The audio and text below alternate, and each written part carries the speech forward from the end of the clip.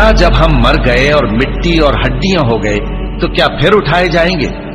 और क्या हमारे बाप दादा भी जो पहले हो गुजरे हैं? कह दो कि हाँ और तुम लोग जलील होगे।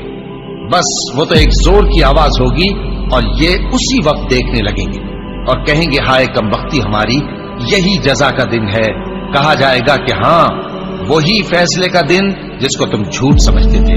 फरिश्तों को हुक्म होगा जो लोग जुल्म करते थे उनको और उनके हम जिन्सों को और जिनको वो पूजा करते थे सबको जमा कर लो, यानी जिनको अल्लाह के सिवा पूजा करते थे, फिर उनको जहन्नम के रास्ते पर चला दो और उनको ठहराए रखो कि उनसे कुछ पूछना है। तुमको क्या हुआ कि एक दूसरे की मदद नहीं करते? असल बात यह है कि आज ये लोग अपनी गलती तस्लीम कर रहे हैं और वो एक दूसरे की तरफ रुख करके सवाल जवाब करेंगे। पैरोकार अपने पेशवाओं से कहेंगे कि तुम ही हमारे पास दाईं तरफ से आते थे। वो कहेंगे नहीं, बल्कि तुम ही ईमान लाने वाले न थे और हमारा तुम पर कुछ जोर न था, बल्कि तुम ही सरकश लोग थे। सो हमारे बारे में हमारे परवरदिगार की बात पूरी हो गई कि अब हम अजाब के मजे चखेंगे। सो हमने तुमको भी गुमराह किया कि हम खुद भी तो गुमराह थे।